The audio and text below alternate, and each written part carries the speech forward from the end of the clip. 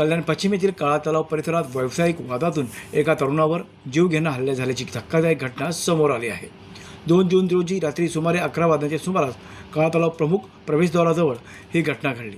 या प्रकरणी पोलिसांनी 2 आरोपींना अटक केली आहे। कल्याण काळा तलाव परिसरात ओमकार विठ्ठल सुरेश हे मोमोज स्टॉल व्यवसाय करतात। दुकान बंद करून ते आपल्या भाऊ उमेश याच्यासोबत घरी जात असताना आरोपी मुरलीधर नाडेकर, त्यांचा मुलगा किरण नाडेकर, भावेश नाडेकर आणि त्यांचा साथीदार हार्दिक प्रजापती हे घटनास्थळी आले। यांच्यात पूर्वीपासून व्यावसायिक कारणावरून वाद सुरू होता। त्याच रागातून आरोपींनी ओमकार व उमेश यांच्याशी शिवीगाळ करत मारहाण करण्यास सुरुवात केली। यावेळी भावेश नाडेकर याने सोबत आलेल्या चाकूने उमेश सुरेश यांच्यावर जीवघेणा हल्ला केल्याचा आरोप आहे। या हल्ल्यात उमेश त्यांच्या चेहरा, छाती आणि पोटावर वार करण्यात आले। घटनेनंतर जखमींना तातडीने उपचारासाठी रुग्णालयात दाखल करण्यात आले। पोलिसांनी या प्रकरणी खुनाच्या प्रयत्नासह संबंधित कलमान्वये गुन्हा दाखल केला आहे।